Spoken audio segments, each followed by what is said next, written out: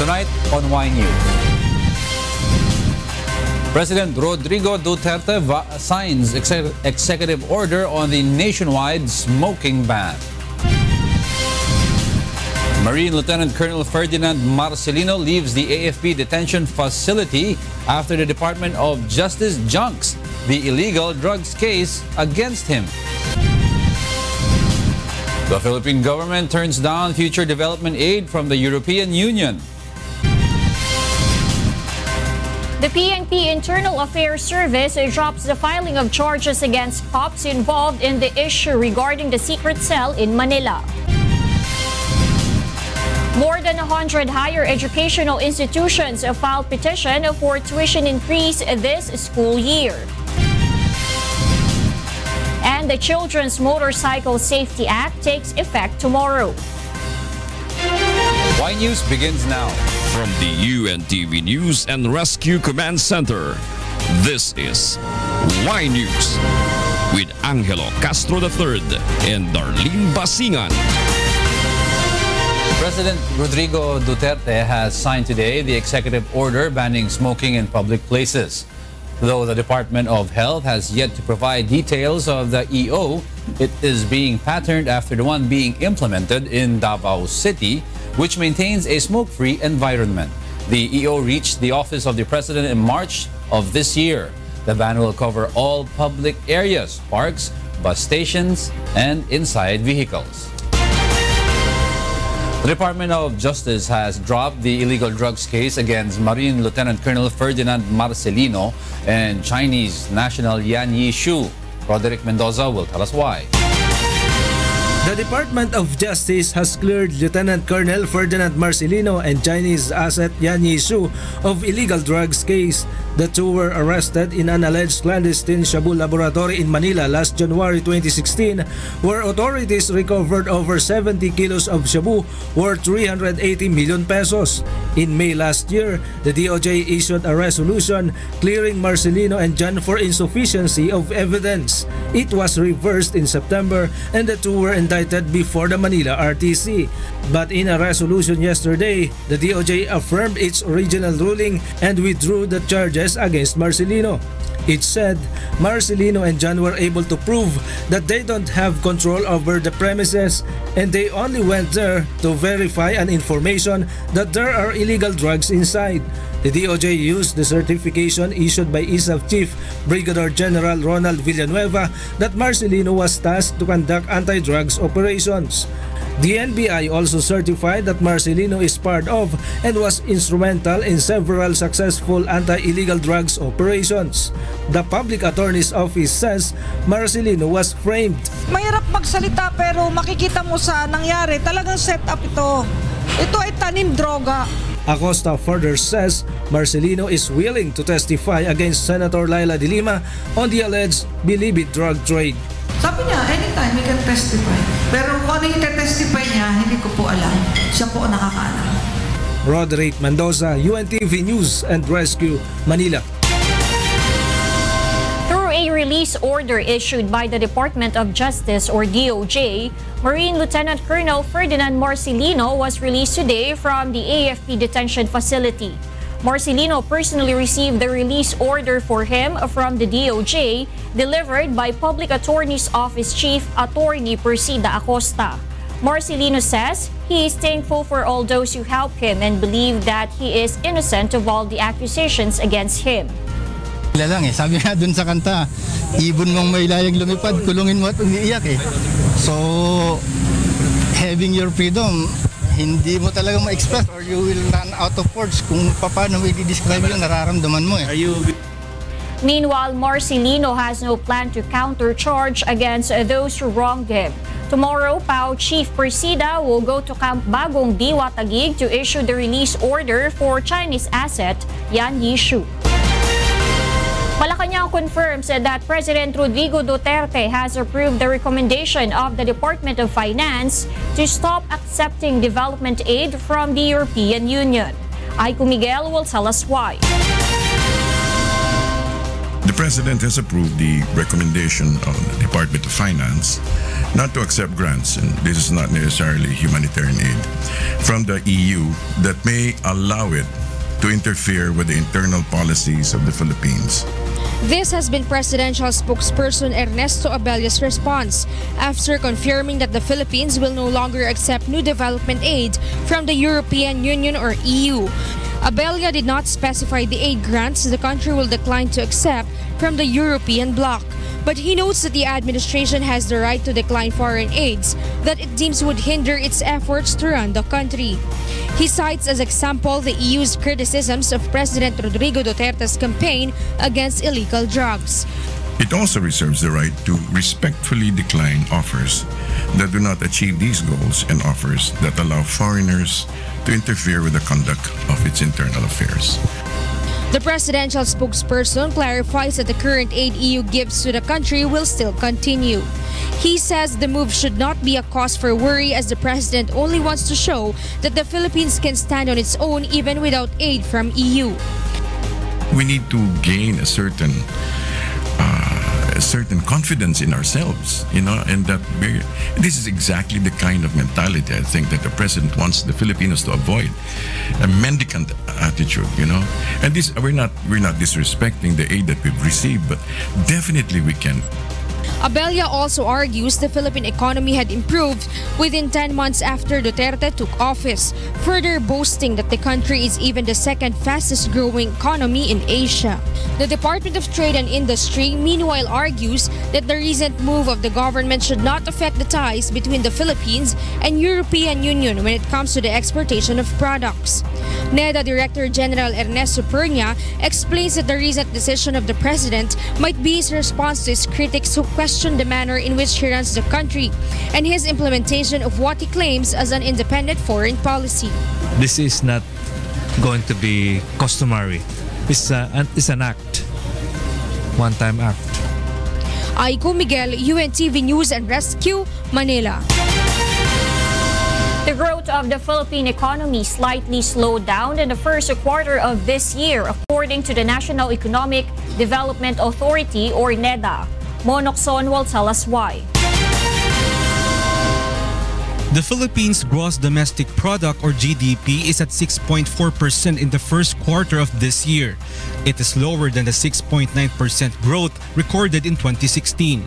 Despite this, Socio-Economic Planning Secretary and NEDA Director General Ernesto Pernia says the current growth rate is an indication of the country's strong performing economy, as remains in line with the government target of 6.5 to 7.5% growth. Pernia explains the reasons behind the slowdown in the economy. But this can be explained by the base effects. That is, growth last year was high due to election spending, as you would already know by now, the impact of which has already dissipated.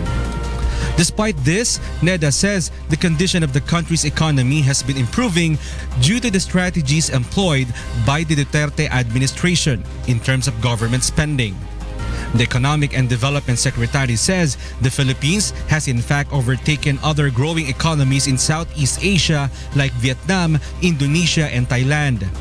The sector with strongest contribution to the country's GDP is the services sector, with 6.8% growth. The growth of the industry sector, meanwhile, declines to 6.1% from 9.3% in the same period last year.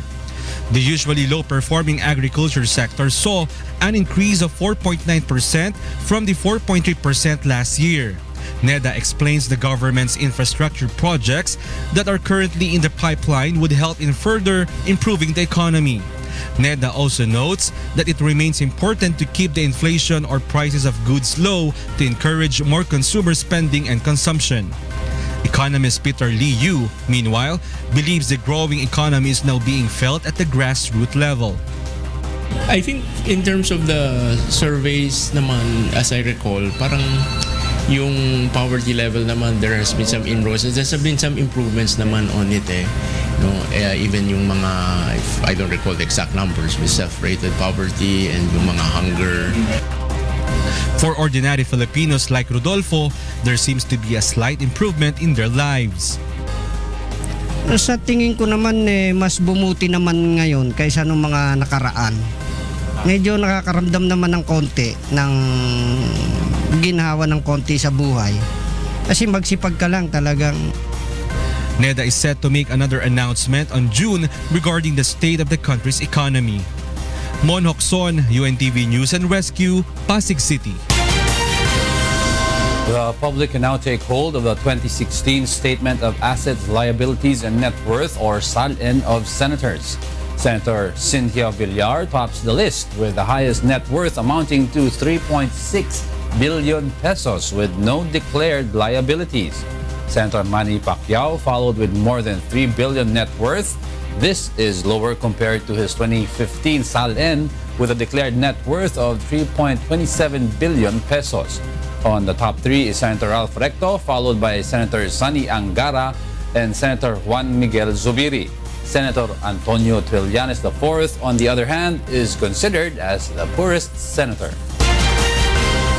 Several transport organizations urge the government to consider their request to implement a loan program for them with low interest rates and to have them exempted from traffic laws in the event the tax reform package bill passes into law. Nel Marie Buhok will tell us why. Several transport organizations call on the Duterte administration and several lawmakers to save their sector from the possible negative impact of the passage of the tax reform package law. The jeepney and bus operators are asking the government to give them subsidies and ease the number coding scheme in their sector. Magkaroon sana na kung mapapasa itong batas na to ay maging kabahagi rin kami ng excise tax para sa protection naman ng aming sasakyan. Kailangan natin maging comprehensive ng route rationalization. Number 2, i-lift yung number coding immediately. Under the proposed law, the excise tax on diesel will reach to 6 pesos per liter by 2020. The law will be implemented in several tranches and will begin with 3 peso tax in the middle of 2017. This means that jeepney and bus fares might increase by 40 centavos in every 3 peso additional tax. The Department of Finance and Department of Transportation explains the PUV sector will benefit from the additional excise tax. Kasi yung pinaka-solution, hindi po yung subsidy or yung temporary cash transfer. Yung solution po ay modernize natin yung jeep. Kausap namin yung mga government financing institution para makapagbigay ng mababang pautang sa mga jeepney operators. The DOF estimates that with the implementation of the law, the government's budget will increase to more than 500 billion pesos in 2022 for the programs aiming to address the poverty in the country. The Finance Department continues to conduct consultations with various sectors to get their position on the tax reform package of the Duterte administration.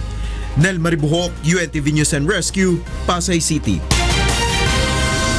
Transport groups warn of staging another protest caravan on Monday. The caravan will convene at the Elliptical Road, heading towards the Land Transportation Franchising and Regulatory Board, or LTFRB, and to the Department of Transportation, or DOTR.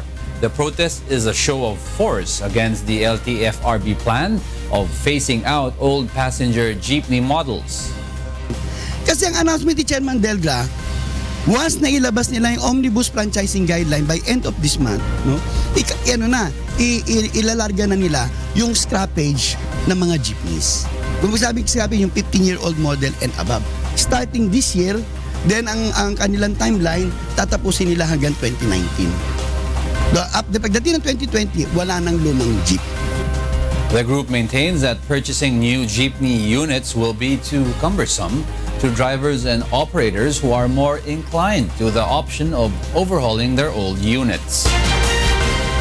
Starting tomorrow, small children will no longer be allowed on motorcycles. Victor Cosare will tell us why.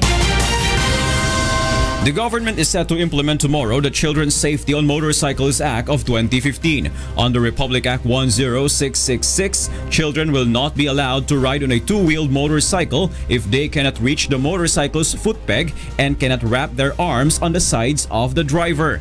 The children should be able to comfortably put his foot on the foot pegs ng motorsiklo. Number 1, ano? Number 2, kaya niyang i-embrace yung driver. full embrace, nakaganon yung kamay niya. Pag hindi niya kayang i-embrace yung kamay niya sa driver, bawal yon. And then number 3, kailangan siyang naka-wear ng standard helmet according dun sa helmet law natin. The law covers those plying through public roads, including national highways, provincial roads, as well as municipal and barangay streets. The law also aims to protect the welfare of young motorists. Motorcycle riders, meanwhile, have agreed with the implementation of the said law. Kasi delikado po eh. Biglang mamreno yung driver. Mahulog yung bata. Tama ng panahon na isa batas na talaga sir kasi takaw aksidente talaga kasi. Like any other traffic laws, violators will definitely face penalties. 3,000 pesos will be imposed on first-time offenders and 5,000 pesos for second-time offenders. Those committing the violation for the third time will have to pay 10,000 pesos and face 1 month suspension of their driver's license, while four-time offenders will face cancellation of their driver's license. The Land Transportation Office is in charge of leading the implementation of the said law with the help of local government units. Victor Cosare, UNTV News and Rescue, Quezon City. The Metropolitan Manila Development Authority or MMDA apprehended a total of 119 motorists as of 6 in the evening today, in line with a new traffic law. Jo Anano will tell us why. On the first day of implementation of the anti-distracted driving law, the agency observed that there were still some drivers who used their cell phone and gadgets while driving. Through the use of MMDA CCTV cameras in their traffic base, the agency monitored 81 violators who were motorcycle drivers, 25 private car owners, 7 truck drivers, 5 public utility vehicles, and 1 UV Express driver. Motorists who have television or monitor placed on their windshield or dashboard area were also apprehended. DOTR explains that apart from cell phones and gadgets, television or monitors are also prohibited under the law when they block the driver's view. But if it is for the benefit of the passengers, it is allowed by the law. So ang usual kasi diba na feature ng ating mga kotse, merong mga TV screens or monitors doon po sa central console. Kung nandoon ng aircon, nandoon ng mga audio system ng mga kotse, hindi po yun covered because hindi naman po nasa line of vision na yon. DOTR also emphasizes the importance of the implementation of the new traffic law. Alam naman natin kung ano mas matimbang, di ba? Kasi pag nagda-drive ka ng isang motor vehicle along our public streets, hindi lang yung kaligtasan mo ang hawak mo eh. Ang hawak mo, kaligtasan ng pasahero mo at kaligtasan ng mga tao sa kalsada. Meanwhile, the Transportation Department is planning to amend some provisions of the law to address the loopholes such as the kind of vehicles as well as those without license plates. Joan Nano, UNTV News and Rescue, Mandaluyong City. Next on Y News. The Philippine and the Singapore Navy signed Memorandum of Understanding on white shipping.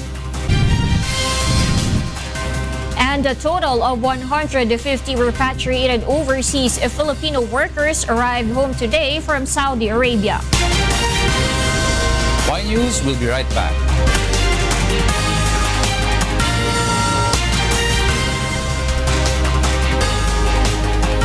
The PNP Internal Affairs Service will no longer file charges against cops involved in the issue of a secret cell inside Manila Police District Station 1. Grace Casin will tell us why. The PNP Internal Affairs Service has concluded its investigation against policemen involved in the issue of a discovered hidden cell. Now the case is filed at the Office of the Ombudsman. According to ES Inspector General Alfigar Triambulo, the jurisdiction of the case is now with the Ombudsman, and it's up for the latter whether to file administrative or criminal charges against the cops, especially since the Commission on Human Rights has already filed a formal complaint. Nasa job judici na yun eh. Kaya nga hindi kami makapag-comment na kung may asunto o wala o may legal na basihan dahil dyan sa principle para hindi natin ma-influensyahan ang ombudsman kasi sila po yung may jurisdiction sa kaso.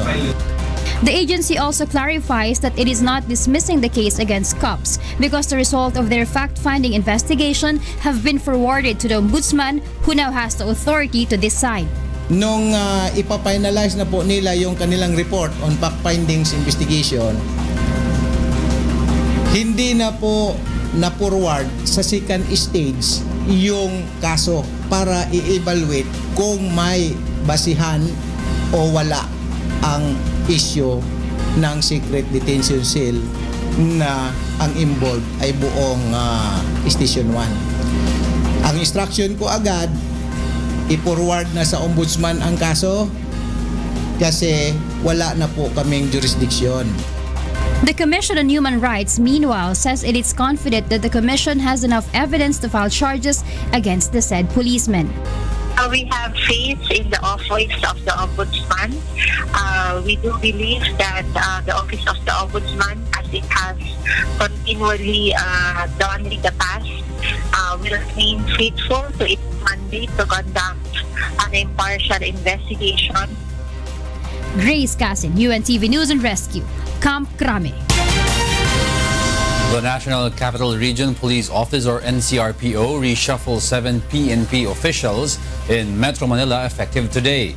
This includes the chiefs of police of Region 3, Taguig, Navotas, Pasay, and Muntinlupa City Police Office. According to NCRPO spokesperson Police Chief Inspector Kim Molitas, the reshuffle is done to address the positions that will be left vacant upon the retirement of the senior officers based on the performance assessment that the PNP leadership conducted. This is also in response to putting our best men on the communities where their knowledge best fit the structure of the community and where their expertise can best apply. National Capital Region Police Office spokesperson Chief Inspector Kim Molitas confirms that 26 inmates have died due to jail congestion in Metro Manila since the war against drugs of the Duterte administration started. Most number of deaths recorded in Taguig City Police Station.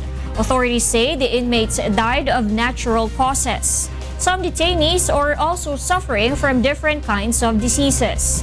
The NCRPO is now coordinating with the Department of Health to address the health concerns of the inmates. Most of them skin disease, some of them yung flu. Meron. Pinaka-concern natin yung skin disease yes, kasi it's transferable. Nalilipat siya, di ba, from one inmate to the other. Yung flu, yan, di ba, pneumonia also is there. So, and they don't have enough ventilation then. Farmers in Tagum, Davao del Norte can now start cultivating their farmland previously grabbed by an agribusiness company. Leslie Longbowen will tell us why.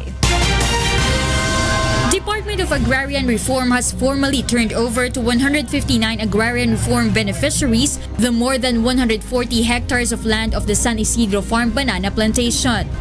This is following the 5-month land dispute between the agribusiness company Lapanday Food Corporation and farmers who were members of the Madaum Agrarian Reform Beneficiaries Association Incorporated. Before the turnover, various militant groups and farmers held an almost 5-hour protest in front of the plantation. The groups shouted to allow the farmers get in the plantation and to disarm the guards for the peaceful turnover. Napaka-significant nitong araw na ito kasi yung mga magsasaka, nabawi nila yung kanilang lupa, kinilala yung legal na kautusan ng Department of Agrarian Reform. DA Secretary Rafael Mariano says the move has been the result of the decision of the department in line with the directive of President Rodrigo Duterte. It can be recalled that Secretary Mariano had twice attempted to distribute the said lands to the farmer beneficiaries, but the Lapanday Foods Corporation refused and have its armed men to block Mariano and his personnel from doing so. Ang taas naman ng expectation din naman ng DAN na ito ay ipapatupad yung rate of installation na inisyu ko noong April April 11 at ni-reiterate ko na dapat ma-execute yan yung rate of installation through the issuance na po nung break-open order. At 11 in the morning, the farmers were able to enter the plantation. This is after the 1-hour clearing operation of DAR Sheriff and PNP inside. Farmers are pleased with the efforts of the government to address their concerns. Dako may pasalamat nga kuan sa dugay na nga panahon so nabawi na sa maong mag-uma. Nalimpay jud ko og dako nga nakasulod na gud ang mga ERB kay dugay ko namong antos so sa 7 ka tuig. DAR is also currently determining the farmers that can receive lands. Leslie Longbowen, UNTV News and Rescue, Philippines. 25 centenarians in Davao City have received 100,000 peso cash gift from the Department of Social Welfare and Development. Robbie De Guzman will tell us why. The Department of Social Welfare and Development has given all 25 centenarians 100,000 pesos each in accordance with the Centenarians Act. Tatay Sixto Idolantes is among those who received the cash incentive. He says it would help him in his personal needs.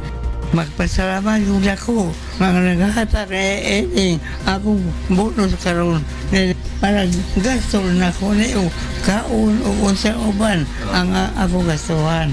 Nanay Julieta Hizo is thankful that she reached the age of 102 despite her blurred vision and illnesses. Salamat gini.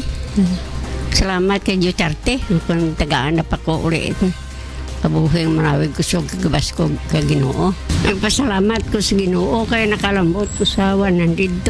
Under the Centenarians Act, Filipinos reaching the age of 100 years old and above will receive a cash gift and a letter of felicitations from the President of the country.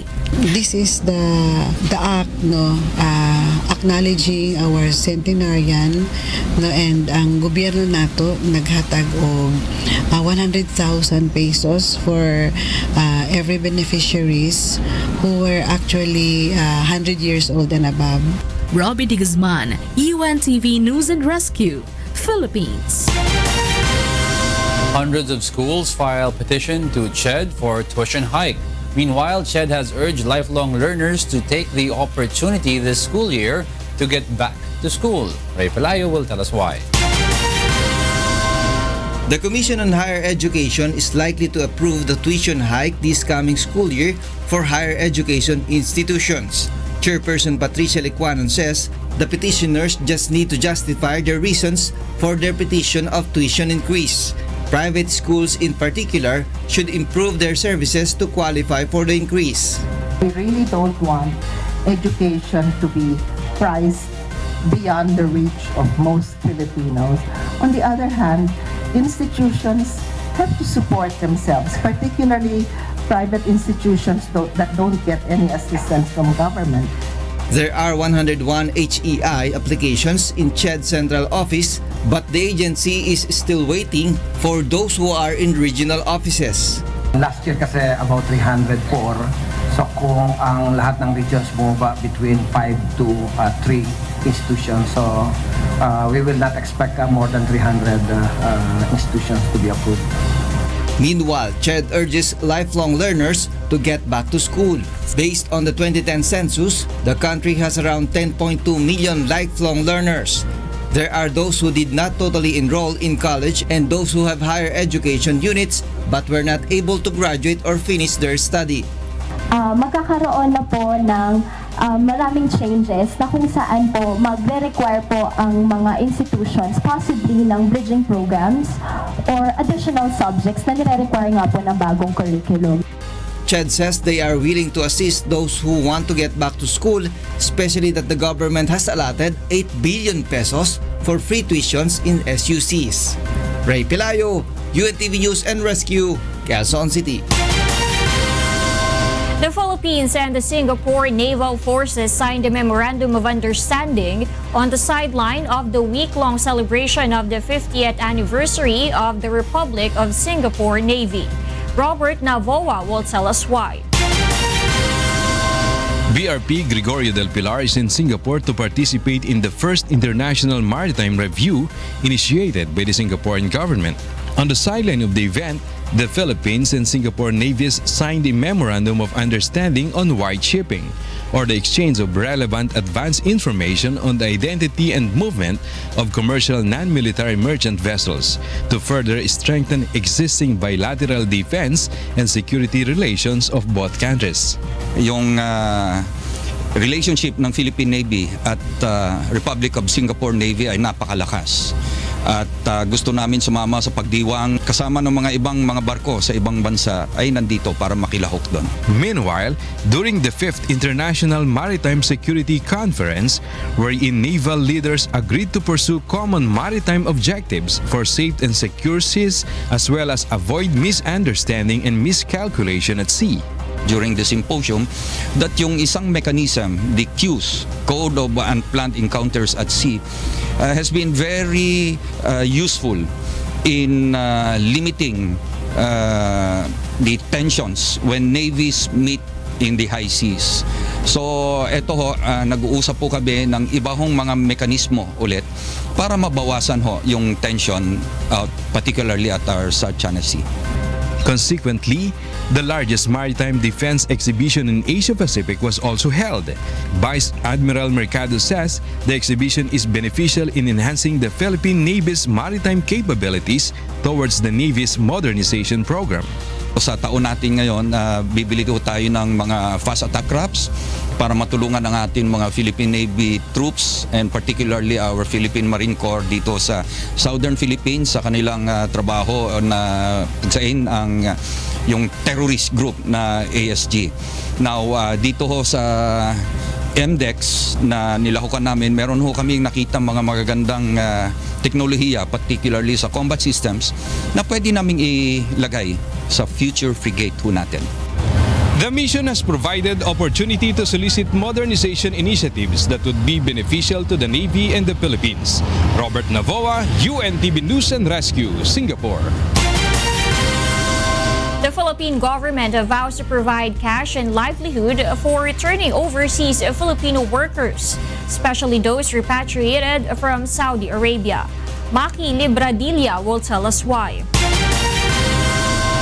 Rowena is one of the more than 100 undocumented overseas Filipino workers or OFWs who arrived from Saudi Arabia earlier this morning. She stayed in Riyadh for 4 years and became a TNT after her visa expired. Rowena recounts that after escape from her abusive employer, she worked part-time. Nagtatrabaho kami pag medyo maluwag, pero pag medyo mahigpit sa pulis, hindi kami nakakalabas. However, not all undocumented OFWs will receive amnesty.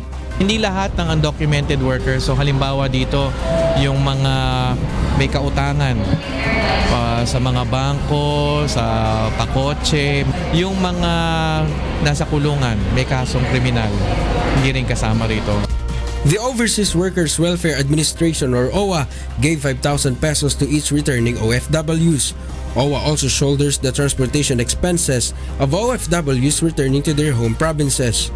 Returning Filipino workers with children receive an additional of 5,000 pesos from the SWD. One of them is Fahima, who returned with her 2-month-old baby. Tumakas po ako. Kasi yung amo ko kasi yun nga, nagkakatas ng sahod. Aside from the cash, the government has also vowed to provide additional aid for the OFWs. Yung pagbibigay sa kanila ng kanilang mga employment, local and overseas options, and then yung livelihood, yung mga livelihood reintegration, pangkabuhayan programs ng OWA at ng DOLE at ng National Reintegration Center, mamimili lang sila ng kanilang livelihood package, mga 100 pagpipilian yun. And then yung legal assistance, yung mga merong mga karaingan sa kanilang mga employer. To avail of the additional aid, OFWs will just have to visit the nearest regional offices of OWA, DOLE, and the SWD. Pag-uwi, maghahanap sila ng paraan to access the different assistance from the government. Siyempre, yun naman, hindi naman parang mga babies na alalayan all the way. About 2,000 returning OFWs have been granted with visas. The government expects 5,000 more Filipino workers applying for amnesty that could bring them back to the Philippines until June 29. Maki Libradilla, UNTV News and Rescue, Pasay City. Congratulations to Dr. Daniel Razon for receiving the Lifetime Achievement Award from the Kapisanan ng mga Broadcaster ng Pilipinas. This award is in recognition of his notable contributions to the broadcast industry. and for his selfless commitment to public service.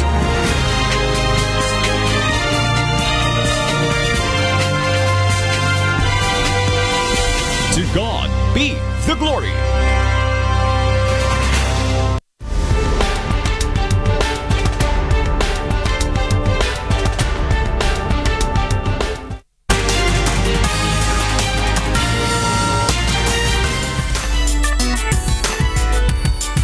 Just a day after Kuya Daniel Razon received the KBP Lifetime Achievement Award, another recognition has been given to UNTV, this time from the National Commission for the Culture and the Arts. Leslie Longbowen will tell us why. As part of the celebration of the 30th anniversary of the National Commission on Culture and the Arts, or NCCA, the group recognized the organization that helped them push their objectives. UNTV is among those who received the Citation Award as a media partner of the Commission. NCCA is grateful to the media because of its help in preserving the Filipino culture. Well, I'm very happy about it because that tells us that NCCA is not alone doing the promotion, protection, and preservation of the Philippine culture. True. So this night of recognition and awards is our way of saying thank you to you. Thank you to all those who had become part of our journey. With the acknowledgement and trust given by NCCA, the station assures that it will continue to be an instrument to preserve and reinforce the love of Filipinos to their own culture. Well, of course, we are grateful for this recognition from National Commission for Culture and the Arts. And of course, dito po sa UNTV, makakaasa sila sa pangunguna po ni Kuya Daniel Razon na we will still continue to work hand in hand with them, of course, to further the preservation, development, and of course, promotion of Philippine arts and the culture. Sa akin, it's more a testament na UNTV is going in the right direction kasi just yesterday, diba, si Kuya won a Lifetime Achievement Award, and then today, UNTV was recognized. So that means under his guidance, may ginagawa tayong tama.